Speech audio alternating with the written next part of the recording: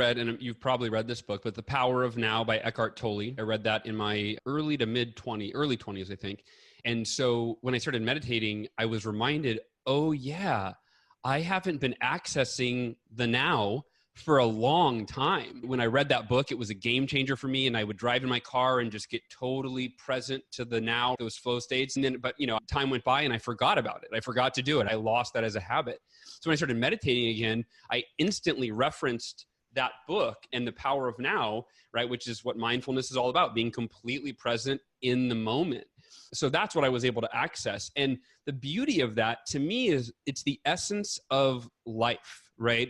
We're very often, in fact, not just very often, like all the time, almost all the time, we're in our head and we're living in the past or we're living in the future. We're usually thinking over something that already happened and maybe creating emotional pain over it. Maybe we're upset that something happened, or we're disappointed that it didn't go the way that we wanted, or we're annoyed or aggravated or whatever. Or we're thinking we're in the future. Our mind is in the future going, oh my gosh, what if this goes wrong? What if this doesn't happen? I have so many things I have to do, so on and so forth. But I love what Jason Mraz has a great line in one of his songs. He says, life is for living. And that to me is what meditation gives you. It gives you access to living, right? The essence of life is to be in the moment. And even if there's problems in your bank account and at work and with this, which we've all got stuff, right?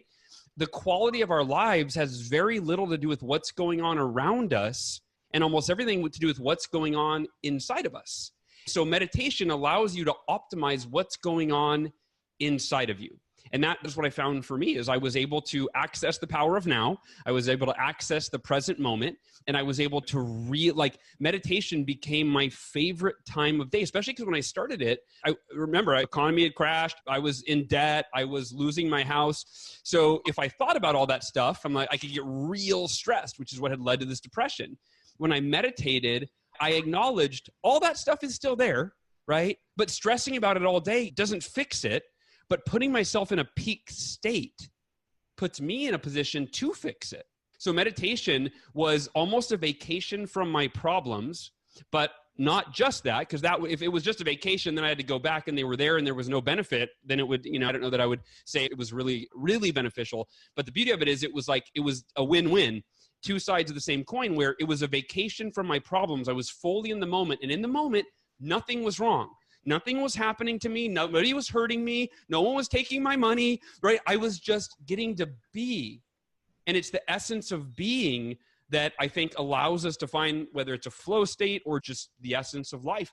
And then in doing that, I lowered my stress. I got perspective. And then I felt better. And when I got out of the meditative state, I would go into my office with a renewed sense of calm and clarity and equanimity. And right, as you talk about. So yeah, it helped me. The actual practice was a vacation from my problems. It was my favorite part of the day because I was able to just access the essence of life. And then it optimized my mindset. So I was more effective at solving my problems when I went back out into the real world, so to speak.